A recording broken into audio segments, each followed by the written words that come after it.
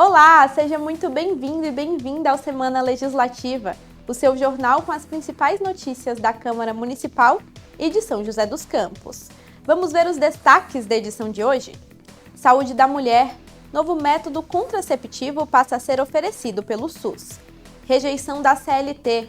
6 em cada 10 brasileiros preferem trabalhar por conta própria. Procon. Diferença de preços de um mesmo remédio em farmácias de São José pode chegar a 280%. São José dos Campos completa 258 anos neste domingo. O Semana Legislativa está no ar.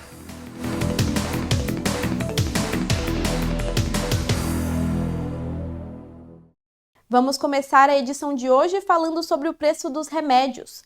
Você costuma dar aquela pesquisada no preço antes de comprar um medicamento na farmácia? Pois é, essa dica é boa, viu? Isso porque um estudo do Procon mostrou que a diferença de preços de um mesmo remédio em drogarias de São José dos Campos pode chegar a 280%. Por isso, o consumidor precisa ficar atento. Todo mundo quer pagar barato, só que se a compra for um remédio, às vezes é necessário um pouquinho de atenção. Isso porque um levantamento do Procon apontou uma diferença de até 280% nos preços dos medicamentos nas farmácias da cidade. Essa é uma pesquisa que a gente faz em São José dos Campos há 13 anos, desde que instalou a regional em 2010, quer dizer, foi dezembro de 2010, a partir de 2011 a gente começou a fazer essa pesquisa. A gente fez a pesquisa aí de, se não me engano, de 39 medicamentos, sendo 39 genéricos e 39 de referência. Segundo o levantamento, a principal diferença de preço na cidade está no remédio atorvastatina cálcica de 10 mg, que é usado no controle de colesterol. Ele foi encontrado tanto por R$ 13,93 quanto por R$ 52,99. Com a variação, as pessoas recorrem à boa e velha pesquisa de preços. Eu acho super importante, sim, vale muito a pena, ainda mais hoje em dia, né, que tá tudo tão mais caro, né? Agora mesmo acabei de comprando genérico, comprei o genérico que saía mais em conta do que... Mas é importante, sim, você tá pesquisando. É importante que o medicamento tenha um preço, né, de mercado e que esse preço não tenha uma variação, né? Pode afetar muitas pessoas aí, principalmente quem não tem condição. A Selma, por exemplo, só nesse dia já tinha ido em várias farmácias. Pesquiso, sempre tem que pesquisar tudo, não só remédio como qualquer produto. Só que essa diferença nos preços pode ser reflexo da lei da oferta e procura das farmácias. Mesmo alguns remédios sendo mais caros em alguns estabelecimentos, segundo o Procon, nenhum dos preços pode ser considerado abusivo. A tabela da Anvisa está sendo cumprida. Agora, uma grande rede, por exemplo, que compra um dia inteiro de trabalho de um laboratório, ela vai comprar por um preço 3, 4, 5 vezes menor do que uma farmácia pequena que compra uma quantidade menor. E aí não tem como a gente discutir isso. A gente já observa, por exemplo, que farmácias independentes, digamos assim, elas de vez em quando elas se associam para fazer compra. Por quê? Porque elas percebem que se comprar para 10 farmácias, ela vai pagar menos do que se comprar para uma só, né? Então, essas nuances aí do processo de compra e do processo da empresa, a gente não tem como discutir. Para evitar preços abusivos, todas as farmácias são obrigadas, por lei, a terem esse livro. Ele determina o valor máximo que cada medicamento pode custar. A cada mês, uma nova edição é atualizada. Essa tabela ela tem que ficar exposta em cima do balcão da farmácia. Não está exposta, pede para o pessoal da farmácia, eu quero ver a tabela. E tem que aprender a pesquisar. Por quê? A tabela, ela tem os estados, né? Ela tem em cima, na parte de cima dela, os estados. Por quê? Cada estado tem uma taxa de ICMS diferente do outro. Então, tem que achar o estado e a medicação que a gente está procurando. No começo parece um pouco difícil, mas a gente se acostuma. A dica que o Procon deixa é justamente a pesquisa, principalmente para quem toma algum tipo de medicamento controlado. Tudo que é economizado pode fazer a diferença. Porque muitos medicamentos, principalmente medicamento de uso contínuo, que hoje são fornecidos gratuitamente. Alguns para todo mundo, outros para idosos a partir de 60, outros para idosos a partir de 65, e aí a gente vai avaliando e vai diminuindo este impacto no orçamento. E ainda no assunto saúde, o consumidor também tem sentido no bolso o valor de manter um plano de saúde. Um levantamento feito pelo Instituto de Estudos para Políticas de Saúde, com base nos dados do IBGE, mostra que nos últimos 18 anos o preço subiu mais de 300%. A alta supera a inflação, que no mesmo período foi de 170%. A Maíra sempre teve a segurança de um plano de saúde e já era uma despesa fixa no orçamento. O que ela não contava era com o aumento na mensalidade. No intervalo de um ano, o valor do plano subiu mais de R$ 700. Nós tivemos primeiro um plano de saúde desde 2015 até 2023, em que a gente teve um aumento expressivo ao longo dos anos, inclusão do meu filho, que nasceu em 2019, mas que em 2022 e 2023 teve um aumento bem expressivo de mais de 30%. Então fizemos a troca em 2023. Por outro plano, que também tinha uma rede de atendimento semelhante, e trocamos em 2023 e também durante o ano de 2023 até o meio de 2024 tivemos um aumento de mais de R$ 700 ao longo dos 12 meses também. De acordo com o IBGE, nos últimos 18 anos, o preço dos planos de saúde subiu 327%, quase o dobro da inflação do mesmo período, que foi de 170%. Segundo esta especialista em direito à saúde, é comum que os planos tenham reajustes anuais, mas a alta registrada no país foge dos padrões estipulados. Contratualmente falando, né, os planos de saúde, as operadoras, elas têm a possibilidade de reajustarem os valores das mensalidades em alguns momentos, né? Então, tem um reajuste anual, então uma vez ao ano ele vai sofrer esse reajuste pensando na inflação, pensando se houve um prejuízo nesse plano de saúde, então ele vai ser redistribuído no ano seguinte. E também temos o reajuste por mudança de faixa etária, né? Então, conforme você vai avançando ali na idade, você também sofre o reajuste no valor da mensalidade. Esse reajuste por faixa etária, a gente já tem acesso quando contrato o plano de saúde, eu já sei quais são as faixas e já sei ali em que momento essa alteração vai acontecer.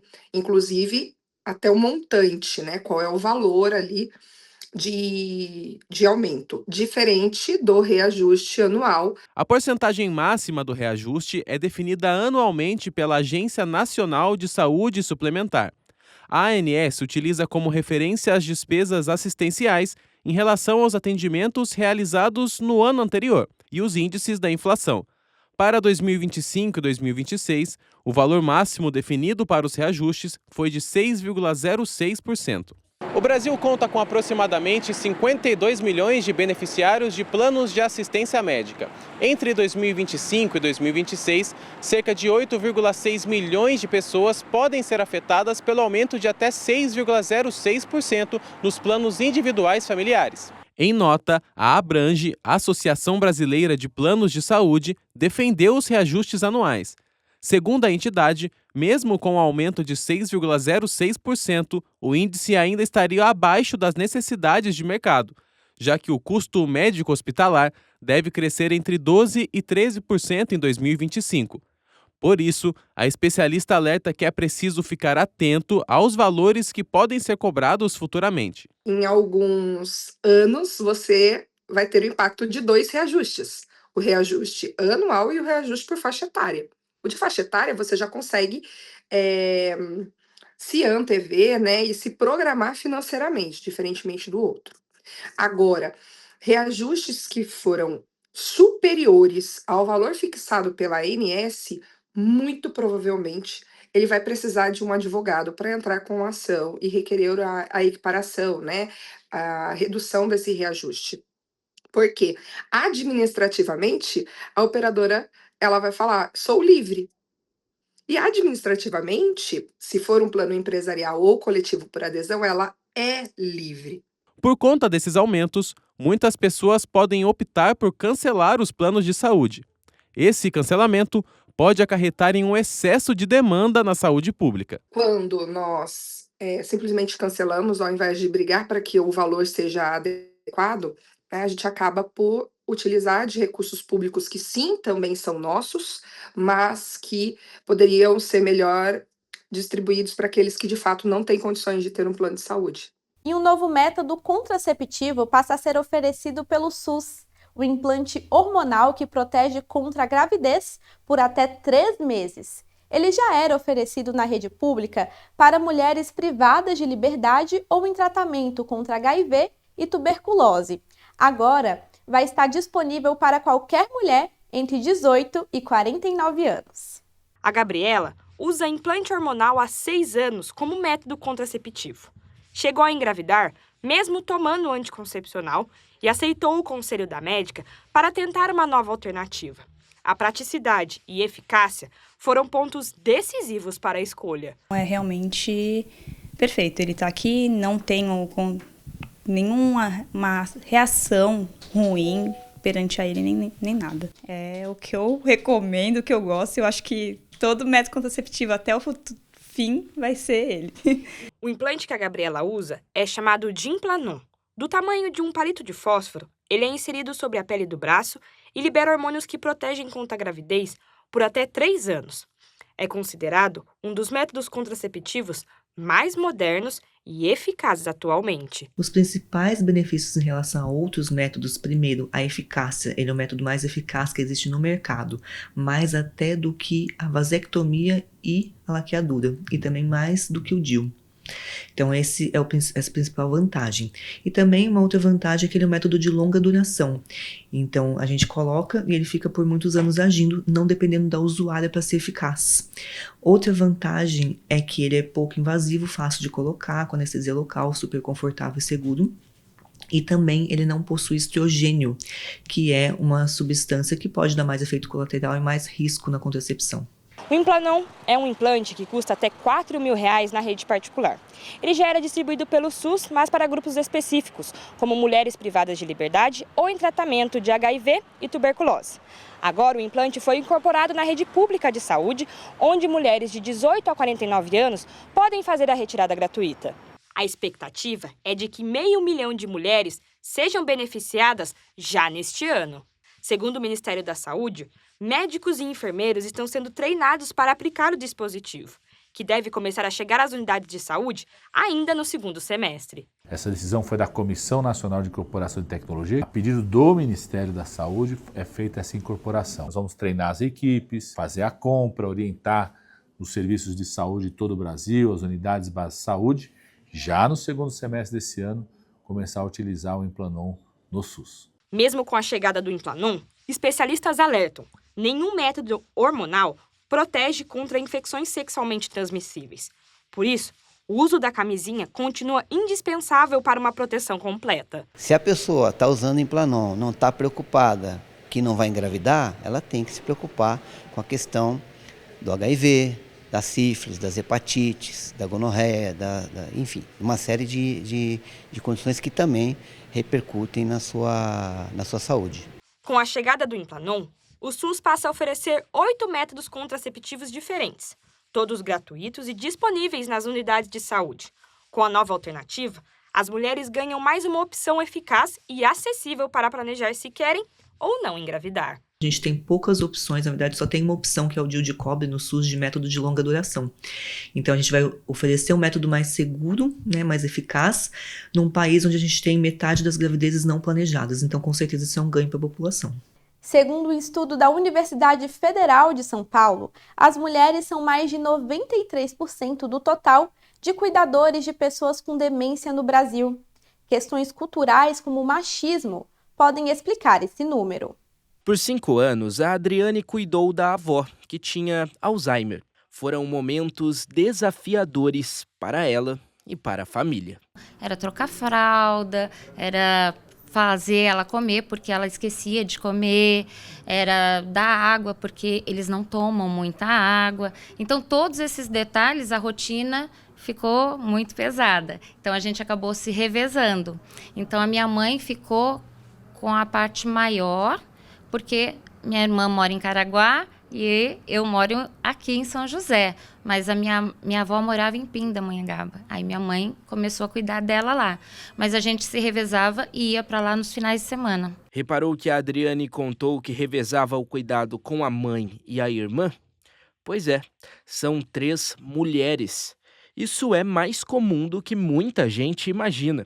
Segundo um estudo da Universidade Federal de São Paulo, as mulheres são mais de 93% do total de cuidadores de pessoas com demência no Brasil. 93,6% das pessoas são mulheres, né? Nós tivemos um amplo, mais de 700 respondentes, tá? E idade média de 49 anos, então, quer dizer, uma idade média, a pessoa abdica um pouco da vida dela, do trabalho, tudo para cuidar. A pesquisa também mostrou que quase 95% dessas mulheres não são remuneradas e cerca de 43% precisaram deixar o trabalho para darem atenção exclusiva ao idoso ou ao doente. 85% relatam exaustão emocional, cansaço físico constante. Né? Apesar de eles se sentirem recompensados, quase a metade, mas é porque geralmente são familiares, estão cuidando das pessoas que eles gostam.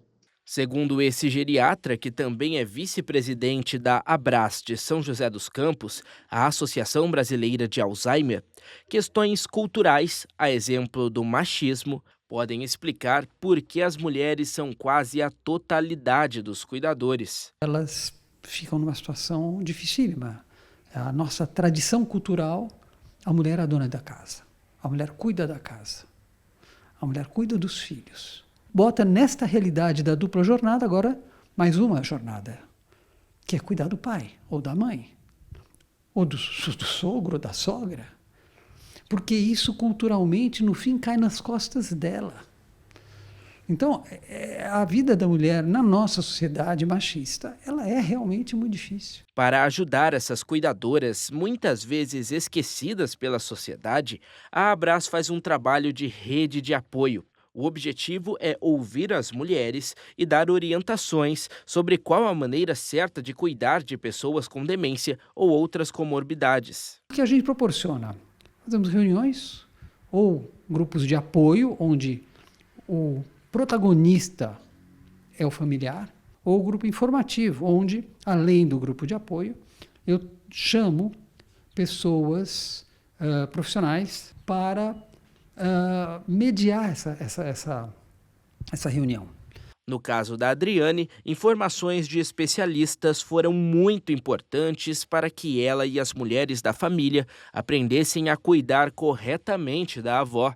A gente lia muito, buscava muita informação de como tratar, de como agir, como conduzir também, né, de autoajuda, vamos dizer assim, né, porque não tem uma regra. Cada um que tem Alzheimer é diferente. É papel do Estado prestar apoio e dar suporte a essas cuidadoras. Afinal, a população idosa cresce cada vez mais no país. E os casos de demência em idosos são comuns.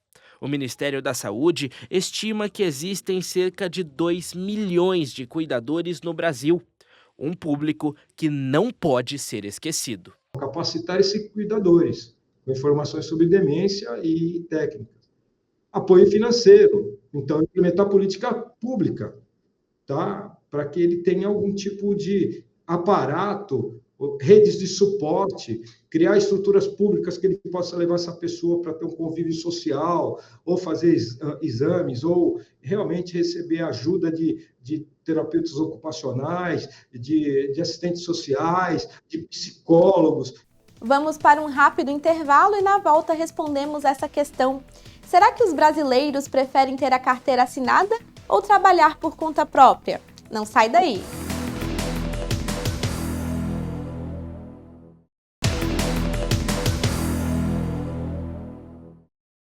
Estamos de volta e olha que notícia boa!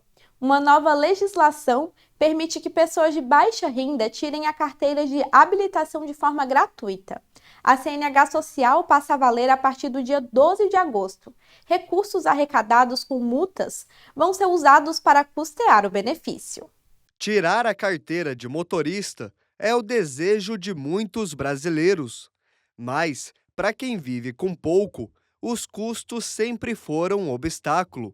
Agora, uma nova lei federal quer mudar essa realidade. É a CNH Social, um programa que vai oferecer habilitação gratuita para inscritos no Cadastro Único. O programa será custeado com dinheiro de multas de trânsito e vai cobrir todas as despesas do processo até a emissão do documento. O valor da CNH, para tirar uma CNH, é muito caro, né? Então, às vezes, isso vai pegar a renda mensal da pessoa mais do que a renda mensal. Então, quando a gente faz esse tipo de programa, a gente consegue unificar esses dados, a gente consegue ver quais são as populações que realmente estão precisando. Vão poder participar da CNH Social quem tem mais de 18 anos e está cadastrado no Cade Único. De acordo com o Ministério do Desenvolvimento Social, a renda por pessoa da família não pode ultrapassar meio salário mínimo, ou seja, um valor de R$ 759 para cada integrante. Para essa socióloga, a CNH gratuita pode se tornar uma ferramenta de inclusão social e profissional. A gente sabe que ter um carro, ter uma mobilidade, dependendo da cidade, dependendo do trabalho da pessoa, isso é essencial. Então, muitas vezes as pessoas não conseguiam entrar em determinados trabalhos, né? Às vezes tem trabalhos que realmente vão pedir nível médio, às vezes nível fundamental, e pedem a CNH, seja a CNH para moto ou para carro, né? A ou B. E isso acaba realmente limitando essa pessoa. Então, quando a gente consegue trazer esse apoio, né, a partir dos programas do Estado, a gente começa também a inserir certas pessoas no mercado de trabalho com uma forma diferenciada. A nova lei entra em vigor em 12 de agosto, mas cada estado será responsável por regulamentar como o programa vai funcionar. O filtro pelo Cade Único garante que o benefício chegue a quem realmente precisa, para que o sonho da habilitação vire realidade para milhões de brasileiros. Conseguir a CNH exige tempo, dinheiro e organização.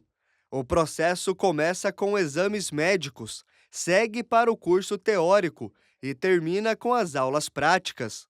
O processo pode levar de 2 a 5 meses. Então ele vai lá, primeiro vem, faz cadastro, tira a guia dos médicos e dos psicotécnicos. Dali ele vem para o curso teórico, que hoje a maioria é online, então isso facilita um pouco. Aí depois do curso ele faz prova teórica, que essa prova teórica é feita lá no Poupa Tempo. Passou na prova teórica, é aí que ele vem para as aulas práticas da autoescola, que são exigidas 20 aulas, né, obrigatórias, que isso requer tempo, né? De 2 em 2 aulas é o agendamento aqui da autoescola, mas tem autoescola que trabalha de maneira diferente, mas tem que passar pelas 20 aulas. Mas independente do tempo, ter acesso à Carteira Nacional de Habilitação é um diferencial para muita gente. Ajuda nas tarefas diárias, mas até mesmo abre porta para o mercado de trabalho. A pessoa acaba vindo para mudar de cargo, o trabalho exigiu, na hora de ser contratado, solicita isso, então acaba também esse jovem vindo mais pela necessidade do trabalho. 43 mil famílias de São José dos Campos devem ser beneficiadas pela tarifa social da energia elétrica. A medida vale para inscritos no Cadastro Único do Governo Federal. Quem nunca levou aquela bronca por esquecer a luz ligada? A conta de energia é despesa certa na casa dos brasileiros. E todo mundo dá um jeitinho de economizar. Só que mesmo com economia, todo gasto afeta o orçamento. E para ajudar famílias de baixa renda, o governo federal lançou a tarifa social. A tarifa social é um benefício do governo federal para as tarifas para os clientes de baixa renda. Ela proporciona um desconto na conta de energia, né? Esse desconto é dado para as famílias que estão no Cade Único do governo federal, portanto elas têm o NIS lá, que é a inscrição de benefício social, e automaticamente é dado esse desconto. Como explica o gestor da EDP, distribuidora de energia elétrica que atende a cidade de São José dos Campos, desde o dia 5 de julho, o desconto sobre as faixas de consumo de forma escalonada deixou de existir e passou a valer apenas uma faixa de desconto para os beneficiários, aquela que abate 100% do valor para o consumo mensal até 80 kWh. Então, por exemplo, uma fatura de 100 kWh, 80 kW com relação ao consumo, essa família não paga nada e os 20 restantes, né, é cobrada a tarifa residencial normal. E os impostos, tributos, algumas taxas, como exemplo, a taxa de iluminação pública que é cobrada pelas prefeituras na conta de energia, vem normalmente considerando o consumo todo. Em São José dos Campos, 43 mil famílias serão beneficiadas com o programa. Não é preciso as pessoas fazerem nenhum tipo de movimentação para esse caso. Ela já está, desde que ela já esteja cadastrada na tarifa social.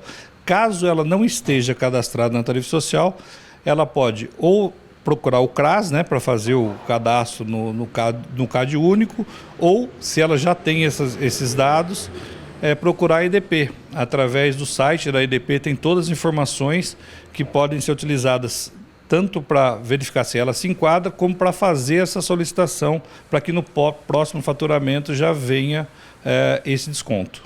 Esse cientista social explica que o programa é uma forma de trazer cidadania para as famílias em situação de vulnerabilidade social.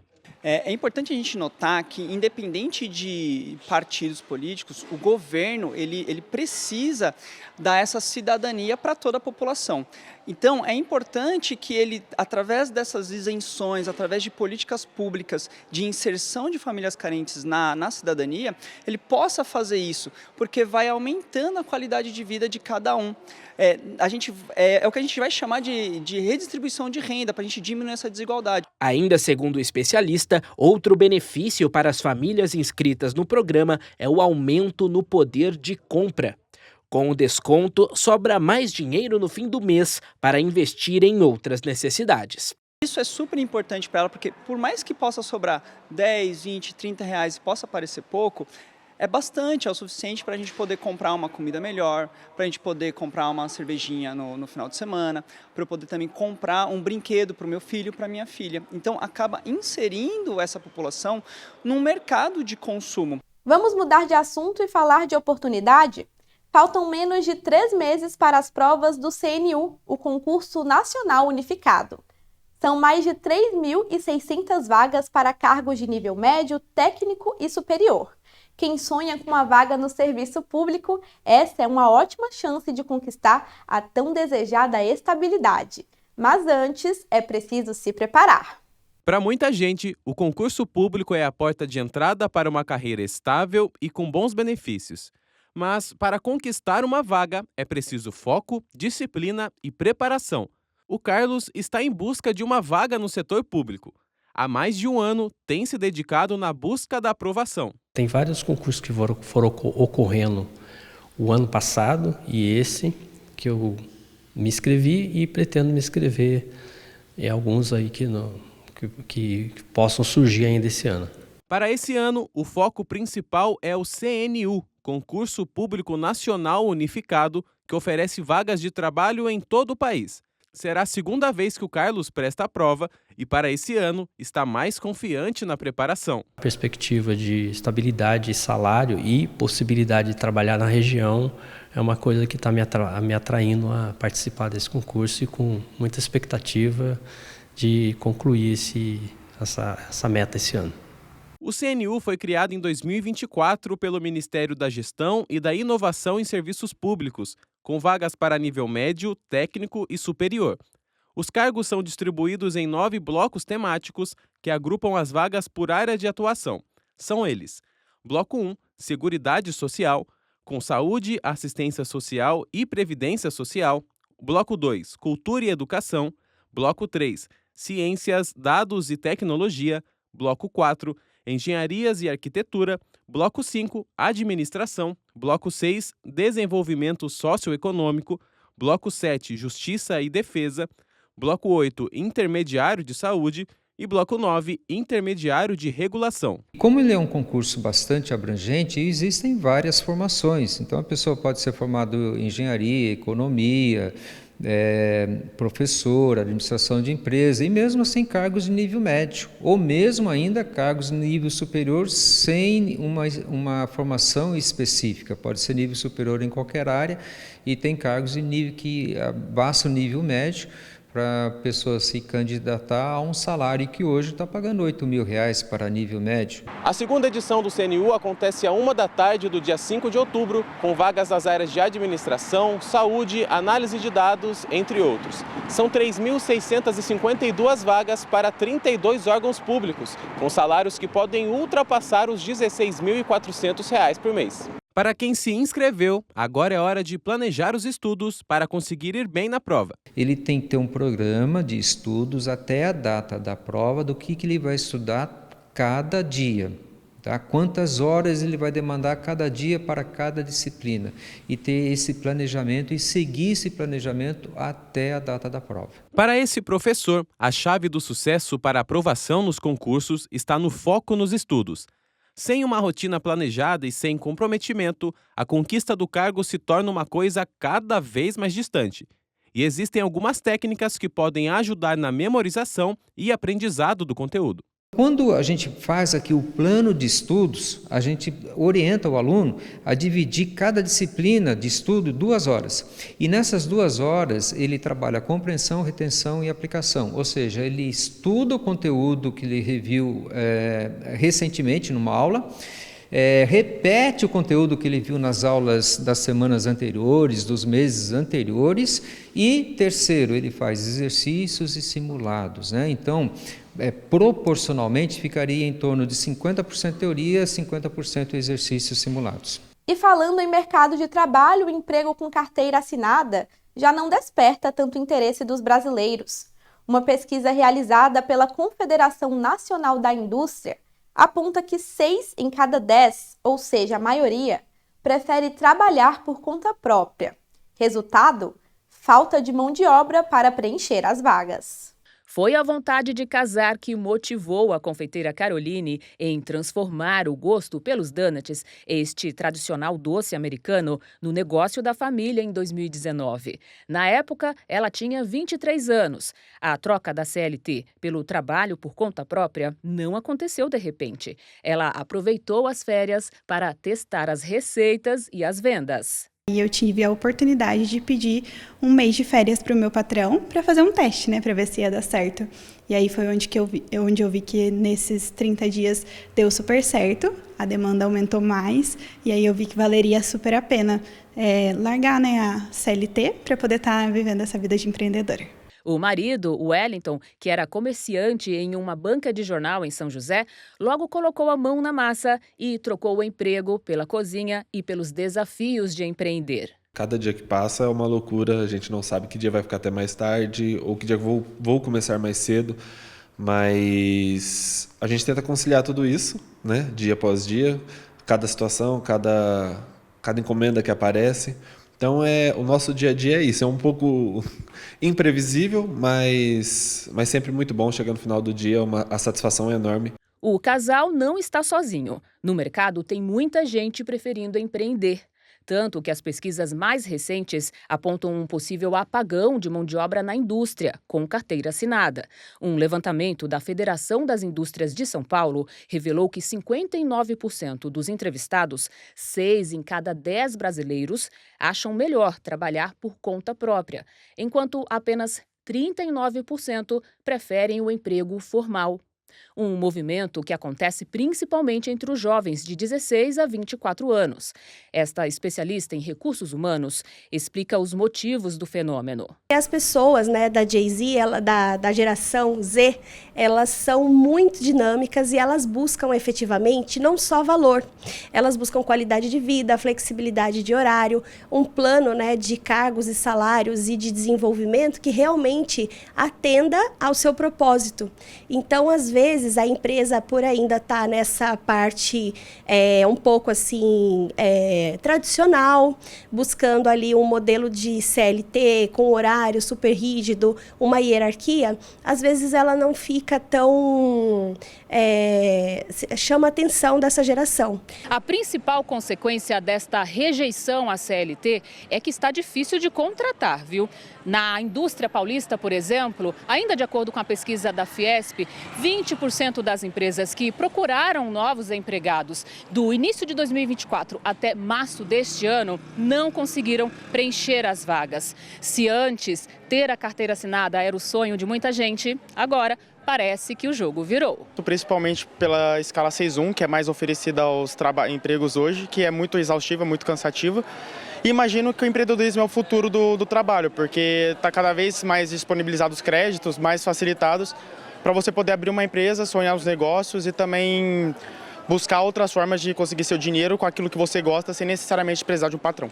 A Josi é mais um exemplo de quem abandonou a carteira assinada.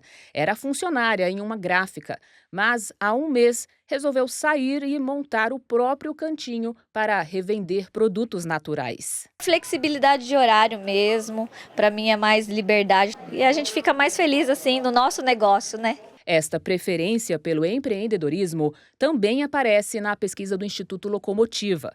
63% dos trabalhadores em São Paulo dizem que o trabalho formal oferece pouca flexibilidade para conciliar vida pessoal e profissional.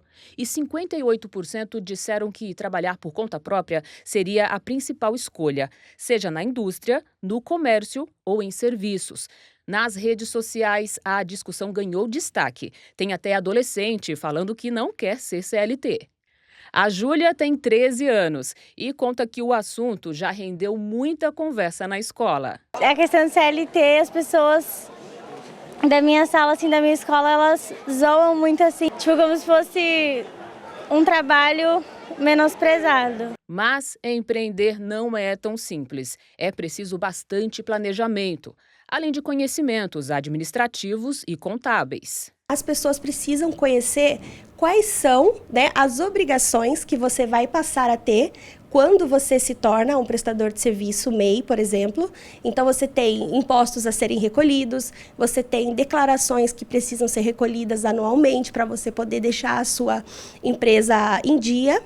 E fora isso, acho que muito importante é saber sobre o planejamento financeiro. Então, assim, o CLT, por exemplo, ele tem uma estabilidade que ele tem direitos trabalhistas que asseguram. Então, numa eventual demissão, ele tem ali o direito ao seguro-desemprego, dependendo do tempo que ele ficou na empresa. Ele tem fundo de garantia, saber que tudo depende dele. Então, assim, é ele quem vai buscar os clientes, é ele quem vai ter o papel de reter os clientes. Então, uma autonomia, mas também requer muito compromisso e disciplina. Muitas vezes, a decisão de buscar mais independência no trabalho vem depois de anos de carteira assinada. Foi o que aconteceu com Elcias. A última experiência profissional como zelador durou 4 anos e meio. Em casa, o salário já não dava conta dos boletos. Hoje, 2 anos depois de abrir o próprio negócio, no setor de limpeza em São José, a vida mudou. Hoje eu já presto serviço para condomínio, já tenho contrato fixo com condomínio, né? Escritórios, fábricas. Então, já tenho, graças a Deus, 6 meninas que trabalham para mim já registrada. Então, foi, tipo assim, está tendo ainda uma experiência, né, muito boa, né? Que faz 2 anos só que eu tenho minha empresa e, se Deus quiser, pretendo poder estar dando um emprego para muitas pessoas ainda aí, se Deus quiser. Vamos para mais uma pausa. No próximo bloco falamos sobre o aniversário de São José. Volto já.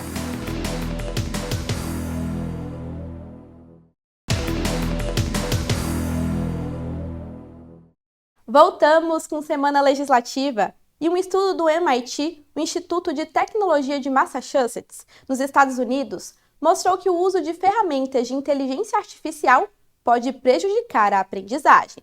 A inteligência artificial virou ferramenta de trabalho para muita gente.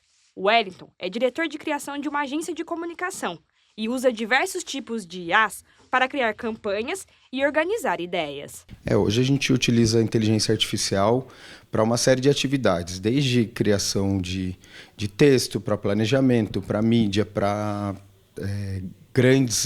atividades em grandes escalas para gerar imagem, locução, vídeo. Então hoje a gente consegue utilizar a IA em uma série de atividades do dia a dia. O Wellington é um exemplo de quem incorporou a inteligência artificial à rotina profissional de forma equilibrada. Mas um estudo do Instituto de Tecnologia de Massachusetts, nos Estados Unidos, alerta: o uso excessivo da ferramenta pode prejudicar habilidades como memória, criatividade e aprendizagem, especialmente entre jovens. O levantamento monitorou a atividade cerebral de pessoas enquanto elas escreviam textos com e sem o uso do ChatGPT. Quem produziu o conteúdo de forma autônoma apresentou maior ativação cerebral e maior sensação de autonomia. Já quem utilizou a inteligência artificial demonstrou menor atividade cerebral e maior dependência da ferramenta. A exposição excessiva, né, esses conteúdos curtos e hiperestimulantes, eles podem gerar, por exemplo, 3 pontos. Sensibilidade dopaminérgica alterada. Então, o adolescente, a criança, ela acaba buscando recompensa muito rápida, sem esforço. Então, isso prejudica o quê? A tolerância a frustrações, a foco, porque é tudo muito rápido e tudo muito sutil. Então, ele não tem paciência de esperar. Outro ponto é a redução do córtex pré-frontal, essa região que a gente tem aqui na frente da massa encefálica. Ele só ele termina de se desenvolver lá pelos 23, 25 anos, a literatura já aponta isso, só que essa região é muito importante sobre a nossa crítica, pelo nosso julgamento, pela nossa criatividade espontânea, e isso está sendo reduzido, porque eles não estão usando tanto. E por último, essa desregulação emocional, né, com o uso contínuo das IAs, e dos chatbots, a questão de ansiedade e depressão. Mas a neurocientista destaca que o uso das IAs tem tanto pontos positivos quanto negativos. Tudo depende da forma como são utilizadas. Se você usar a IA como uma ferramenta complementar, para você fazer um brainstorm, fazer uma análise crítica de uma base de dados sugerido para a IA, isso é legal. Você pega uma base aqui e fala, olha, interpreta aqui, vê o que tem essas dados para entrelaçar. Isso sim é positivo. O que não dá é para deixar o quê? É o que eu falo, a IA pode ser uma muleta ou um trampolim. Porque você pode ficar apoiado nela e deixar sua massa crítica sem atividade, ou você pode se beneficiar com ela. Wellington fez da IA uma aliada ao entender os limites do uso. Na empresa, a essência do trabalho criativo continua sendo humana.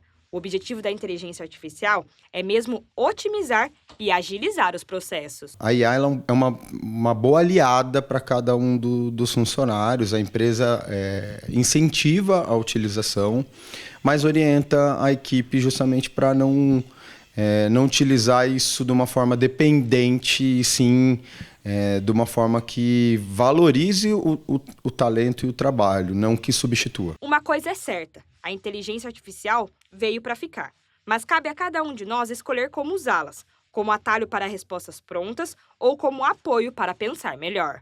Você gosta de ler? Para que a gente possa mergulhar em um livro, existe um trabalho de muita dedicação por trás. E ontem, 25 de julho, foi celebrado o Dia Nacional do Escritor, uma data criada para valorizar os autores brasileiros e a literatura nacional. E escritores aqui de São José contam suas histórias nessa reportagem. Com atenção silenciosa, a Nicole mergulha nas páginas. Apesar de ser uma leitora voraz, nesse caso, ela está revisando a própria obra. Com o tempo, a escritora entendeu que o romantismo fica só nas palavras. No dia a dia, ela tem que ser disciplinada. Tudo a gente tem que fazer sozinho, tem que ir atrás. Então, assim, primeiro toda a parte criativa do livro. E depois todos os processos editoriais para dar certo. Então, leitura crítica, leitura sensível, se precisar, revisão, diagramação, marketing. Já são 5 livros publicados. Entre as páginas que escreveu, ela diz que reencontra a si mesma e convida o leitor a fazer o mesmo. Todos os meus livros têm situações que quem me conhece na vida real vai reconhecer que eu já contei alguma coisa, ou vai reconhecer algum personagem. No meio de tantas histórias, é preciso lembrar de quem passa todas as emoções para o papel. Em 25 de julho é celebrado o Dia Nacional do Escritor, uma data criada para valorizar os autores brasileiros e a literatura nacional. Às vezes, a leitura aparenta uma certa monotonia, né? Eu tô aqui na biblioteca, com o livro na mão, folheando um pouquinho. tudo acontece aqui. Agora, quando se trata do escritor, o processo é diferente. Ele passa para o papel tudo que está dentro da cabeça dele. E às vezes é preciso uma certa vivência, que pode vir a qualquer momento.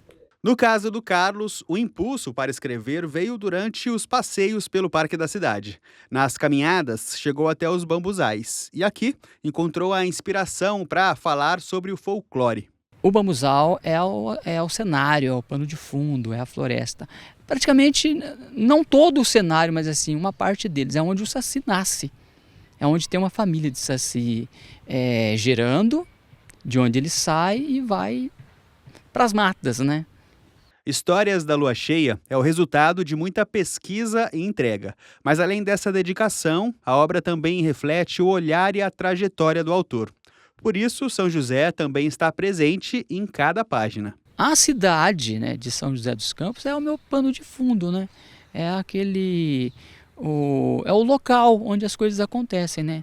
Como, por exemplo, o parque, né, o bambuzal do parque, essa mata que tem aqui para trás do parque, que é uma mata assim, que inspira a mata assombrada das minhas coleções. E valorizar os escritores de hoje também é investir nos escritores de amanhã. Por isso, essa especialista em teoria e história da literatura afirma que apoiar a leitura e a escrita é semear futuros autores. Eu acho que a escrita, né, quem quer trabalhar a escrita, né, incentivar a escrita, é basicamente imprescindível, né, trabalhar a leitura como subsídio disso. Mas, diferente das histórias fantásticas, não existe fórmula mágica.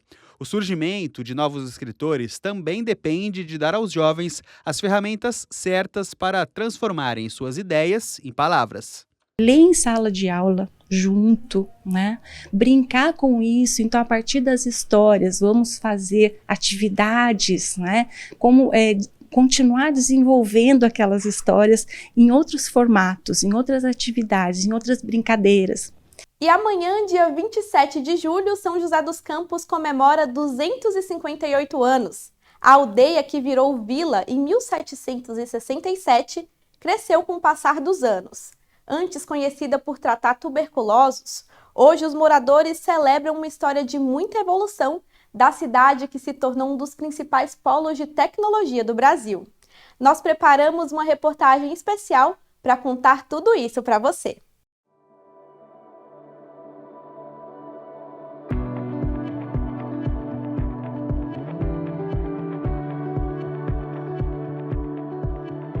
Que joseense nunca passou pela Avenida João Guilhermino, no centro da cidade? Ela é uma das vias mais importantes de São José dos Campos e conta a história do município, que completa 258 anos no dia 27 de julho. Hoje ela está assim, asfaltada, cheia de comércios, bancos e abriga prédios públicos importantes. Mas há 100 anos, a avenida era bem diferente.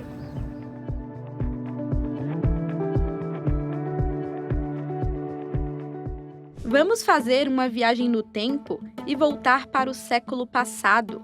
Essa foto, entre as décadas de 20 e 30, mostra como a Avenida Doutor João Guilhermino era naquela época.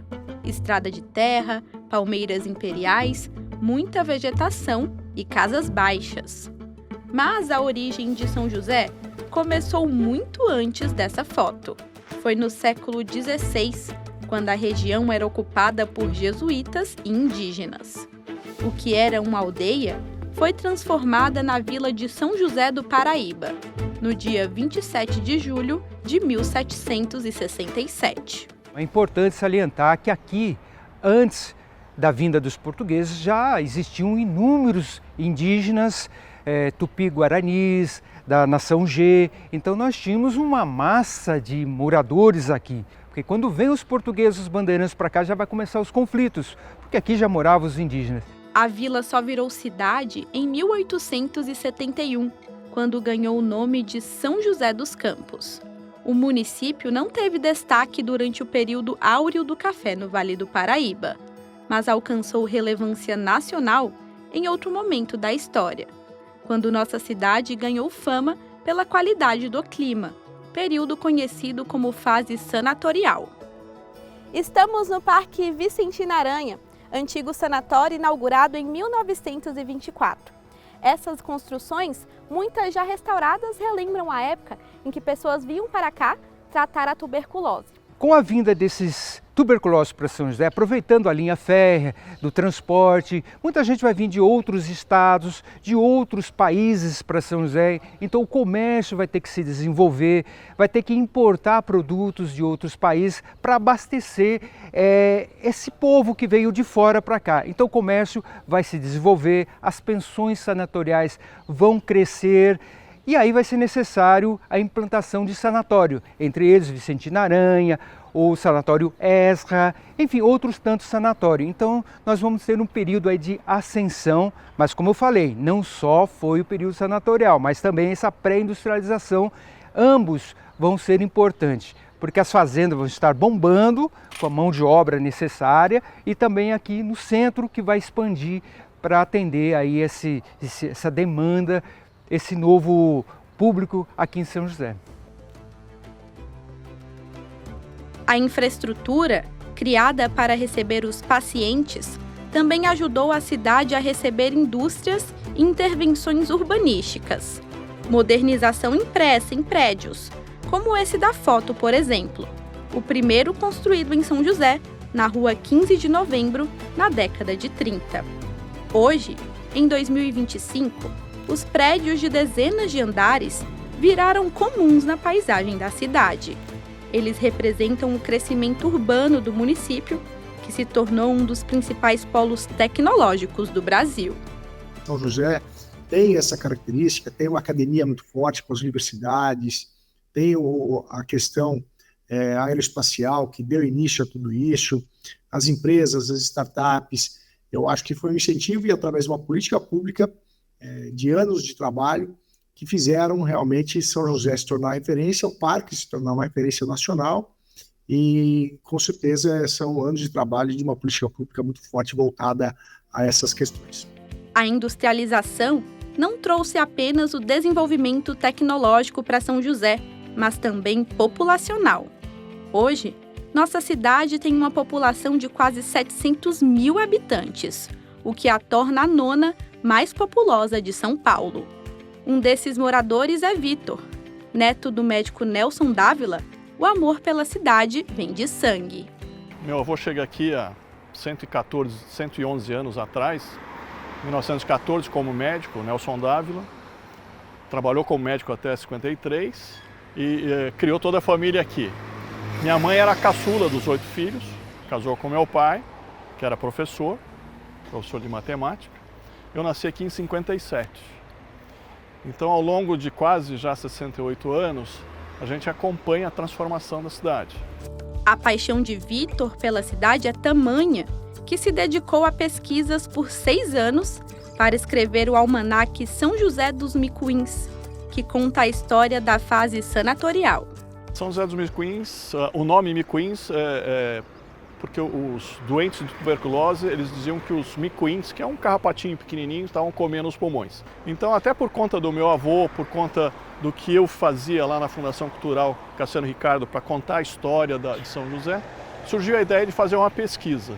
E dessa pesquisa, que na verdade era para fazer algumas cartilhas para as escolas, acabou surgindo a ideia do livro. A ideia foi contar essa história da fase sanatorial, que na verdade ninguém queria vir para São José, exceto os doentes, e que a gente mostra que São José é uma história de superação. Aí fazer uma homenagem para aqueles que nos antecederam aqui e criaram todo esse aparato, a infraestrutura para tornar São José do que é hoje. Quem também tem uma relação de amor com a cidade são os vereadores da Câmara, que deixam claro o orgulho e a admiração por São José e pela história do município. Sou joseense, nascido e criado aqui em São José dos Campos.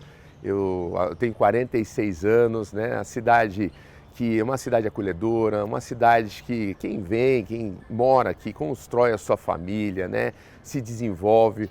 Uma cidade que ela desenvolve muito, tanto a questão tecnológica, econômica, industrial, Assim, conforme os anos foram passando, né, e quanta história tem São José dos Campos, que foram criadas nesses 258 anos. São José tem também um polo, tem o INPE, tem o ITA, tem outras universidades e faculdades aqui, isso traz estudantes, e esses estudantes às vezes gostam da cidade e querem morar na cidade. Tem a qualidade que a gente não pode deixar, falar também na questão da saúde, muita gente vem procurar saúde, vem procurar tratamento ainda aqui em São José. E várias outras situações que fazem com que São José atraia, né, outras pessoas de outras cidades. A cidade também investiu muito na educação. Hoje nós estamos colhendo frutos de termos uma educação referência no Brasil. E claro, São José dos Campos é uma cidade próspera, com muitas indústrias, muitos novos empresas chegando, nós temos hoje o Parque Tecnológico. Então eu tenho certeza que tudo isso colaborou para que São José dos Campos se tornasse essa referência que é no Brasil, no mundo e uma cidade próspera. E o que esperar para o futuro da nossa cidade? Eu espero que uma cidade humana como solidária, cada vez mais preocupada com as pessoas, cada vez mais preocupados com o meio ambiente também. Acho que a grande pauta daqui para frente é essa preservação do meio ambiente, essa responsabilidade com o meio ambiente. Então eu tenho certeza que São José está preparada para construir esse legado de solidariedade e de preocupação com o meio ambiente também. Eu espero que, além dos títulos que São José tem, como cidade tecnológica, cidade inteligente, capital da cultura, que ela use a nossa inteligência, a nossa tecnologia, o nosso capital cultural para atender as pessoas dos diferentes bairros da nossa região. Isso eu espero de verdade, que nossa cidade seja boa, de fato, para toda a população joseense. A nossa expectativa para o futuro em São José dos Campos é super otimista e se Deus quiser, me der a condição, a população sempre der a condição da gente estar aí à frente, poder ajudar a desenvolver, a construir, a fazer junto com a população. Eu tenho certeza que São José, como sempre, ela só vai crescendo, vai ser a melhor cidade do mundo para se viver. Já com o foco no presente, quem vive aqui tem uma lista de boas memórias e motivos para celebrar o aniversário de São José dos Campos. Sou joseense, nasci aqui, minha família, também a maioria nasceu aqui, né? Eu gosto bastante, eu não tenho que reclamar, a cidade só evolui, né? Só cresce. Uma cidade que oferece muito conforto para os moradores e, como eu disse, eu trabalhei sempre aqui, então fiz a minha vida aqui, construí a minha carreira aqui, as minhas conquistas todas foram aqui, então São José é muito bom. Eu adoro essa cidade. A cidade tem muita coisa boa. Criei meus filhos aqui, estão tudo fora do Brasil agora e tal. Então, eu adoro. São José é maravilhosa.